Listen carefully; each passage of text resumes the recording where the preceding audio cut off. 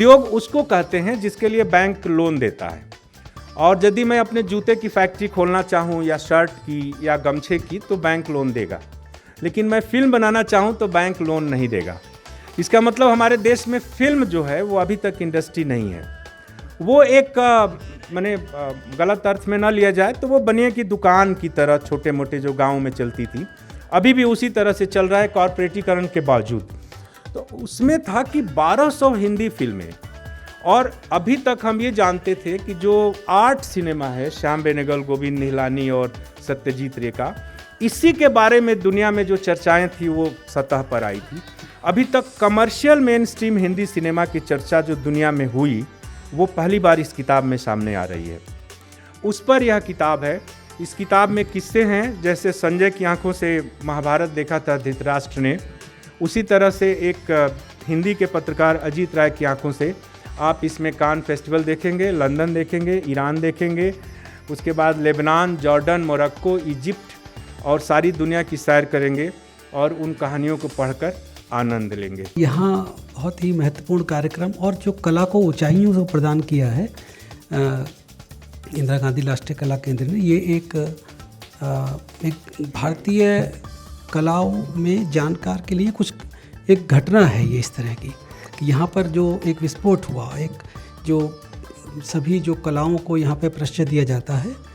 और मैं जानता हूँ कि बहुत सारे मेरे ऐसे मित्र हैं देश भर में जो यहाँ से जुड़े हुए हैं और कलाओं के लिए मतलब वो गौरवान्वित महसूस करते हैं कि वो इंदिरा गांधी राष्ट्रीय कला केंद्र से जुड़े हुए हैं और अपने साहित्यिक और सांस्कृतिक कार्यों को वो यहाँ से और ज़्यादा प्रचार कर सकते हैं। और फिर जब ये किताब की बातचीत चली तो जब ये किताब, मैंने कहा ना कि जैसे मैं बहुत सारी किताबें प्रकाशित कर चुका हूँ, लेकिन ये किताब ऐसी किताब मुझे नज़र आई जो शायद पुस्तक के इतिहास में कि ये इकोनॉमिक्स ऑफ ए फिल्म है। भारतीय सिनेमा भारत के विश्वगुरु बनने के इस काल चक्र में एक बड़ा अध्याय है और भारतीय सिनेमा को उद्योग का रूप देने के लिए कई युग पुरुषों और विदुषियों का योगदान है और उनकी पहली पंक्ति अगर तैयार होगी तो उसमें हिंदुजा बंधु उस पहली पंक्ति के पहले या दूसरे पायदान पर पाए जाएंगे। ये तो हुआ एक आइडिया जो हम इस किताब के विषय को समझने के लिए एक पृष्ठभूमि हमें पता है और हमें पता है कि युगों से कैसे फाइनेंसिंग हो रही है। तो ये जो बॉलीवुड के ज़रिए लोगों ने जो भारत को देखने की कोशिश की है, भारत को समझने की कोशिश की है पूरे विश्व में, वो बहुत ही आश्चर्यजनक है, लेकिन उसके साथ बहुत ही अनुकरणीय है। वो इसलिए है कि जिस बॉलीवुड ने हमारी भारतीय संस्कृति का इतना अधिक प्रचार प्रसार बाहर किया है, उसे भारत में एक प्रतिष्ठित उद्योग की संज्ञा अभी तक नहीं मिल पाई है और उसके लिए वो संघर्षरत है।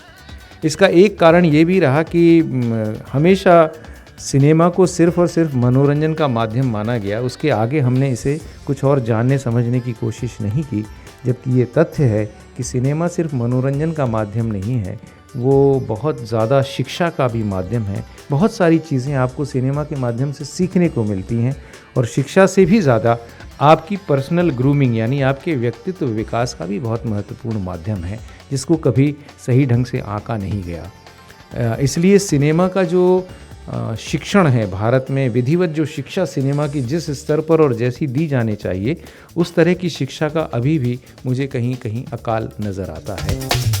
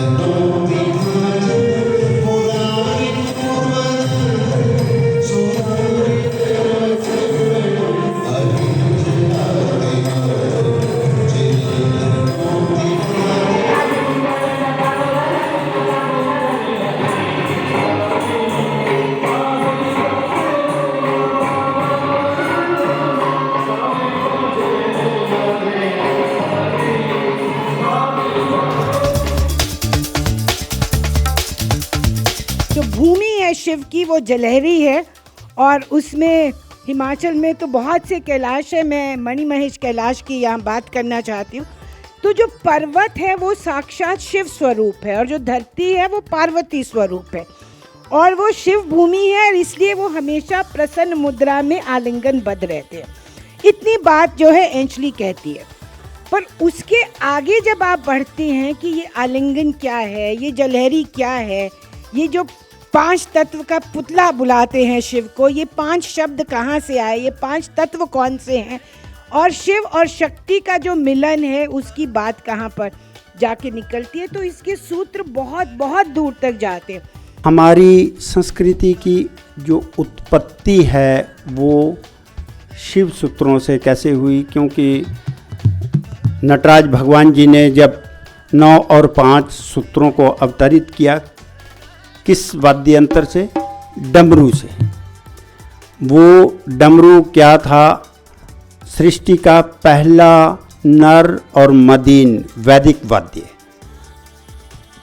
एक वाद्य यंत्र था, वही नर भी था और वही मदीन भी था। वो जब शिव भगवान जी ने, नटराज जी ने तांडव और लास्य नृत्य किया था, तो ये मनुष्य का भाग तांडव है और ये लास्य है। ये शिव है, ये पार्वती है।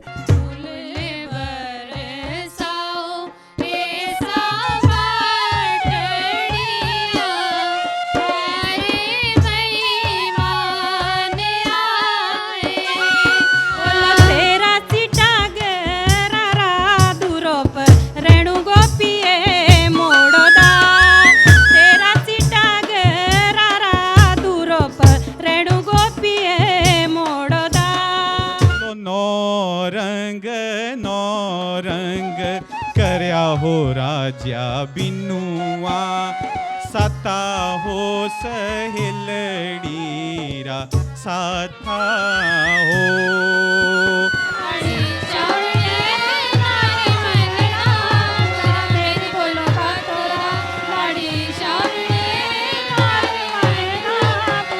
और